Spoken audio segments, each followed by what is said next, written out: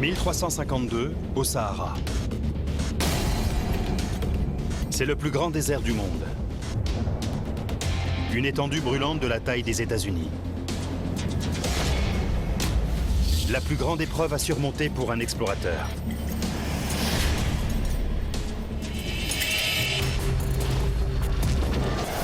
Ibn Battuta a quitté le Maroc à l'âge de 21 ans, jurant de ne jamais emprunter 2 fois la même route. Lui qui a voyagé dans plus de 40 pays, vient pour la première fois au Sahara. Nous entrâmes dans un désert sans habitation. En effet, il n'y a aucun chemin apparent, aucune trace visible, ce ne sont que des sables. Et pourtant, à l'époque, du Sahara dépend la survie de l'homme.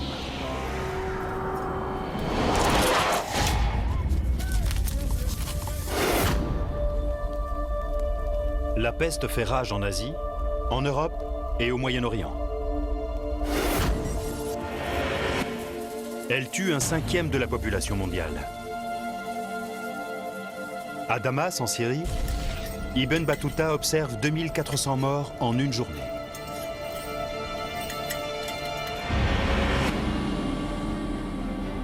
Mais la pandémie ne peut se propager à travers le Sahara. Dans la mesure où la température atteint 55 degrés, la bactérie ne résiste pas à la chaleur du désert. Et rares sont les organismes qui en sont capables. Le Sahara est très vaste et c'est un véritable enfer. Il n'y a pas d'eau, c'est une fournaise, on y voit des mirages. C'est un véritable calvaire. Il suffit d'un coup de chaleur pour que le système de refroidissement du corps cesse de fonctionner. Vous arrêtez de transpirer parce que le système de refroidissement de votre corps est bloqué. Vous commencez à divaguer et ce comportement incohérent laisse bientôt place à la mort.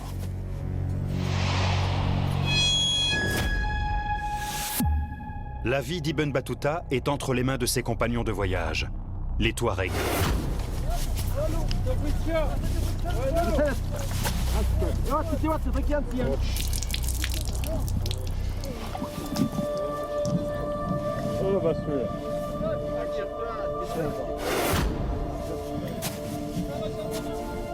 Ces nomades d'Afrique du Nord vivent dans le Sahara depuis plus de 1000 ans et vendent un produit qui nous paraît ordinaire. Mais à l'époque, c'est l'un des plus précieux du monde.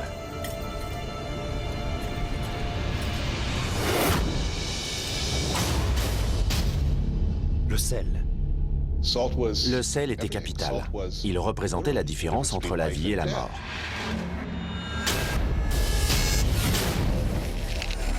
Avant l'invention de la réfrigération, le sel était essentiel pour conserver les aliments, dans la mesure où il absorbe l'eau et empêche la formation de bactéries. La nourriture salée peut être préservée 1 an sans se gâter.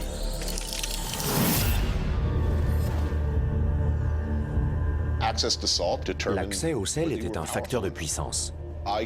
Je peux par exemple envoyer une armée sur mer ou sur terre avec des vivres, mais sans salaison, ils finiront vite par pourrir. Les Touaregs ont découvert une vraie mine d'or, juste sous leurs pieds. Il y a des millions d'années, le Sahara était une mer. Quand l'eau s'est évaporée, elle a laissé d'importants dépôts de sel. Le commerce du sel permet aux Touaregs de gagner leur pain. Ils l'extraient à Tagaza, au cœur du Sahara, puis ils parcourent des centaines de kilomètres en direction du sud. Ils se rendent sur les marchés des grandes villes de l'Empire du Mali, Djenné, Gao et Tombouctou.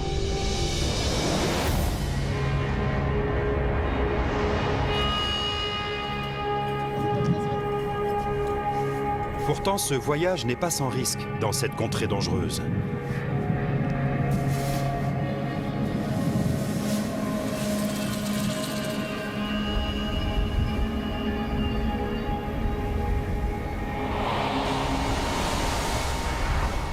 Ici, les voyageurs redoutent tout particulièrement les tempêtes de sable.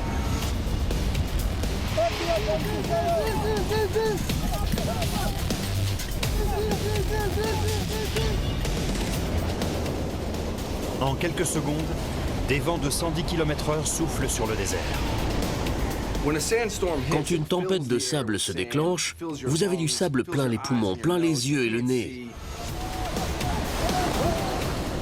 Ces vents de sable peuvent arracher la peinture d'une carrosserie. Sans abri, on meurt.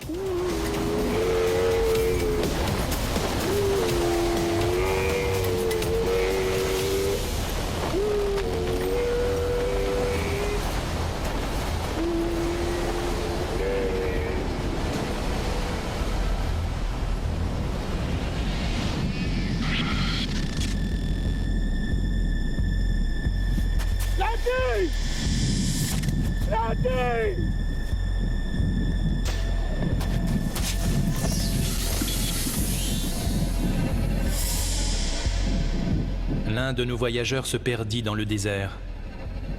Depuis ce moment, je n'osais plus ni précéder la caravane, ni rester en arrière.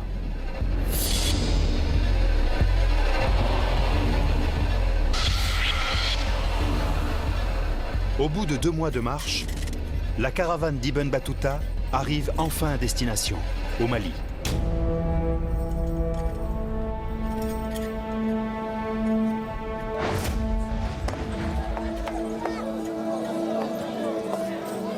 Le voyageur n'a rien à craindre. Les habitants m'honorèrent et me donnèrent des festins.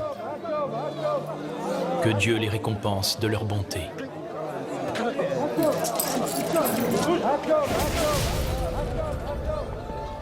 Les Touaregs peuvent vendre leurs précieux chargements. Au Mali, la demande en sel est si forte qu'ils s'échangent contre de l'or.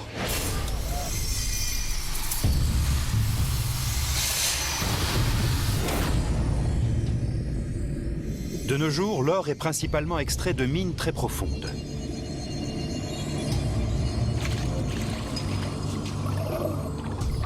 Au Mali, on en trouve dans le lit du fleuve Niger.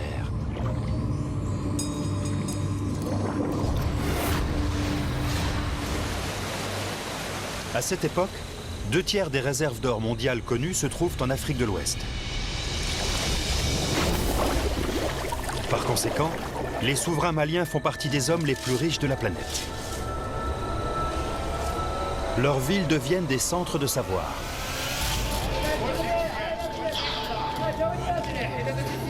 L'université de Sankoré à Tombouctou est l'une des plus anciennes du monde et la première fondée en Afrique subsaharienne.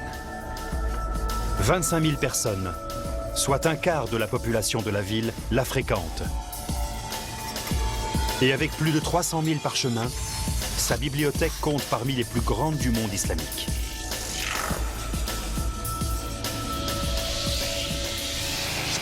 Des savants de partout y venaient pour étudier les parchemins. C'est un peu l'Internet de l'époque, puisque c'est là qu'était stockée l'information.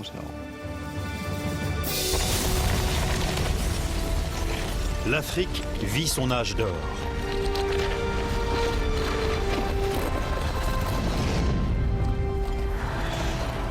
Au sud du continent se trouve le Grand Zimbabwe, une glorieuse ville aux murs de pierre, site légendaire des mines du roi Salomon.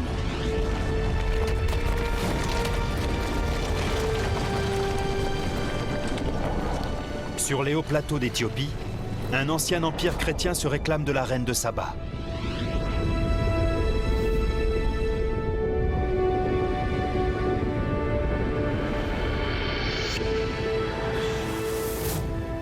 Et sur le littoral est, il y a Kilwa, un comptoir africain particulièrement animé.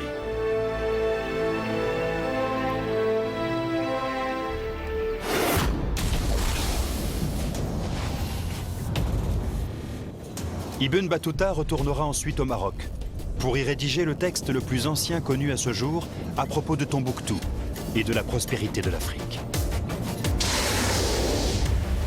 Les Touaregs, quant à eux, repartiront chargés d'or dans le Sahara.